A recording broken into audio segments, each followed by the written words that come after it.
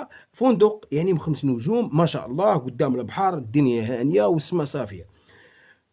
بغيت نشوف ردة الفعل ديال اتحاد العاصمة والنادي، يعني شوف الفرق. النادي عنده أكاديمية، عنده مركز تكوين في السعيدية، عنده أكاديمية من طراز العارف بركان، عنده مركز تكوين. ولي زوطيل اللي عندهم يعني مصنفين، عندهم ال5 نجوم اخويا، الناس راه تخدم يعني. وهذو جوارين ملاصقين معنا يعني مع بورسي ملاصقين يعني. وبركان راه قريبه المغنيه يعني ملاصقين يعني الحدود، يعني جاوا بالحدود.